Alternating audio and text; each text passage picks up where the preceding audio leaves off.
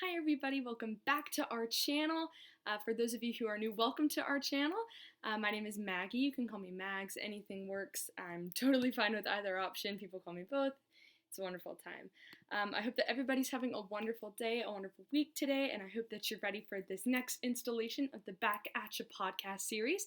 If you haven't checked out Vaishnavi's from Monday, I think she posted it late Sunday, she's on top of her game. It was really, really good, and I would definitely recommend you watching it. It's on our channel, just be sure to go take a look over at that. So yeah, let's jump right into it. So this week's topic, we are going to be talking about something we have learned about reproductive health, or just female reproductive and sexual health justice in general, this summer thus far. So for those of you who don't personally know me, you wouldn't know what I'm doing with my summer plans. So I work for the city that I live in, City of Concord, reppin', and I work in the GIS department, the Geographical Information Systems department. So I say all of this to just be upfront and tell you that I am not doing a whole lot of research in sexual health like my wonderful roommate Katie and my amazing friend Vaishnavi are doing. So it's a lot more difficult for me to learn things just from my day-to-day life, but that doesn't mean that we stop learning, right? Just because you're not in a class and just because you're not doing research doesn't mean that you're going to stop learning. And something that I learned that was really, really interesting and I think really important to understand about female health in general is I learned about different things and different causes for hot flashes. So a little bit of backstory for that. My co-workers at work, both of them are in their upper 40s / mid 50s. So they are both in the stages of menopause or have already gone through menopause. So if you don't know what menopause is, it is basically when the female reproductive system is kind of closing for business, pretty much. Your ovaries stop producing ovaries, they stop ejecting ovaries so that you stop ovulating and you don't have a menstrual cycle anymore. For lots of people, this is not a very fun process. For lots of people, it's a wonderful process and there's no discomforts or pains or anything like that. But one of the common symptoms that you hear about menopause is hot flashes. So hot flashes they can occur anywhere between 1 to 10, 15 minutes depending on the person. And it is usually a symptom of menopause within females. So you basically will just kind of feel this feeling from head to toe, essentially, is what people have described it as, of just like this wave of heat. Lots of the time you have night sweats, all that really uncomfortable stuff. Lots of people don't experience it, but plenty of people do experience it as well. But the reason that I wanted to talk about this subject in particular is because since one of my coworkers is in the process of going through this phase, and one of them already has, it was really interesting to see what they had to say about it and the kinds of things that they experienced. And I wanted to say, hey, what does it look like and what are the concerns if somebody under the age of 40 is going through symptoms of menopause, such as hot flashes or irregular menstrual cycles or things like that.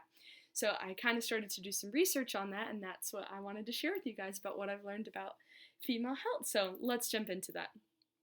So hot flashes usually occur, as I said before, in females experiencing menopause, and that usually starts around the age of 40.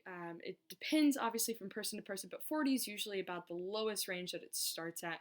Usually you experience it for sure by the time you hit, your upper 50s is when you should have hit menopause by that point in time. But if you haven't, it's probably okay. But if you're concerned, please contact your physician. Always contact a physician if you're really concerned about something. That is number one. But normally it occurs, usually a baseline is 40 years old, but people can still experience hot flashes when they are under 40 years old. And that can be, that can just be because of the heat, that can be because of stress, that can be because of a bunch of different things. But it can also be a sign of something that is potentially going wrong in your reproductive system.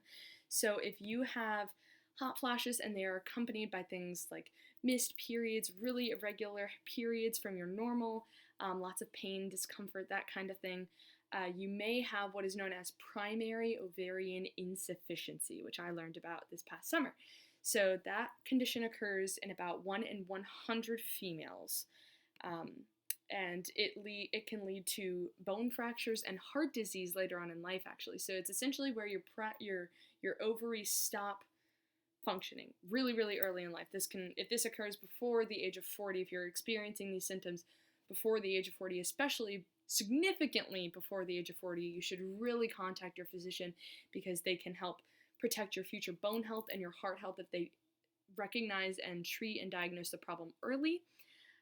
Lots of the time, unfortunately, this condition leaves females as sterile or infertile.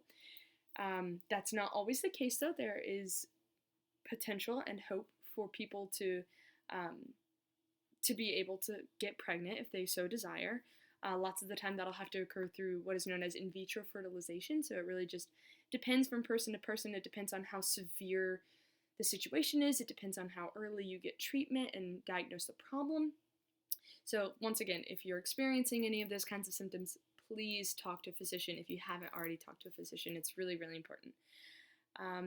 Another thing that hot flashes could be a sign of: ovarian cysts, any kind of problems within your reproductive system as a whole, just hormonal imbalances, anything like that. But lots of the time it is just because of the heat or because of stress or things like that. So if you're experiencing 1 or 2 hot flashes, don't be super alarmed. It's probably just stress or heat. Calm down, make sure that you're low stress, make sure that you're staying cool enough, make sure you're staying hydrated enough. But if you're experiencing it very frequently and a bunch of other problems, regular periods, pain, things like that, please contact your physician or your gynecologist. I know we say that all the time on this channel, but none of us are doctors yet. But we really do want to take care of you guys, and we want to make sure that you're taking care of yourselves and that you are your happiest and healthiest versions of yourself. So yeah, that's something cool that I learned about this summer about primary ovarian insufficiency and hot flashes. Kind of inspired by my coworkers at work, so shout out to them. Really appreciate them. Make sure you go watch Vaishnavi's video from earlier in this week, and I'm really looking forward to seeing what Katie has to say. So Katie, back at ya.